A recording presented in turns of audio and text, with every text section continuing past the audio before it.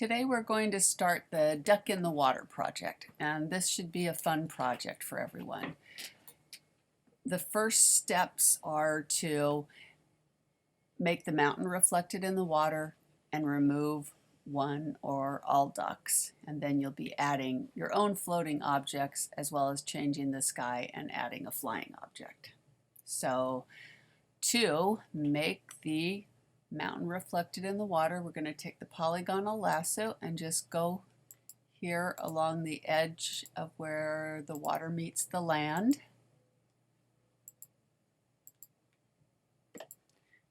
Cut around it, and I'm going to go to Command C for edit copy and then paste. Now I have another layer of just the mountain and land without the water. I'm going to take the sky off because I don't want the blue, doesn't really reflect on blue because that's why the water's blue. So I'm going to keep it super simple. I'm just going to use the magic wand in this case. Remember, if you want to add to your selection, you can either push the sub menu up here, add to selection, or hit shift. I'm just used to hitting shift.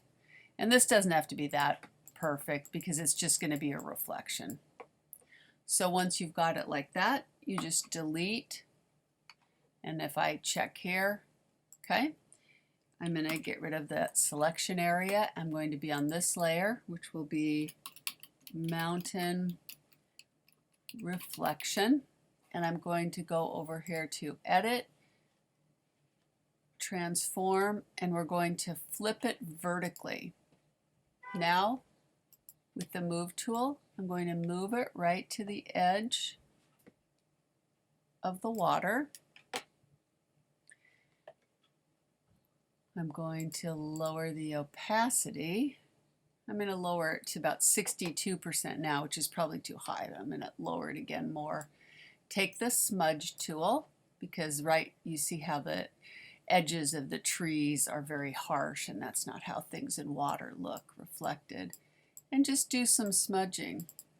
You don't want to go back and forth, because that'll make it look really crazy.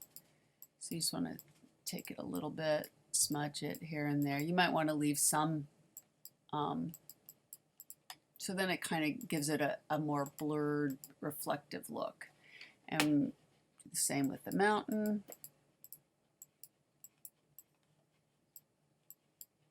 And once I have it, lower the opacity to where I want it.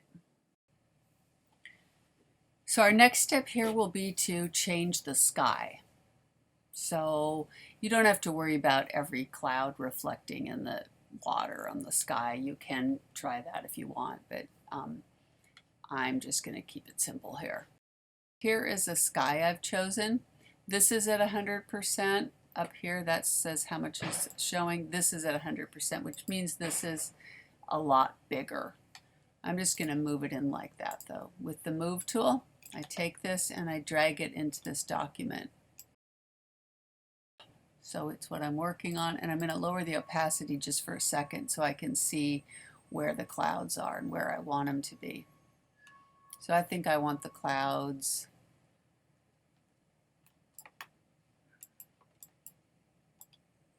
obviously I don't want the road to be in the sky, so I'm just sort of paying attention to the clouds.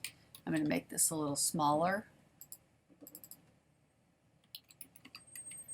I'm on this layer, Command T.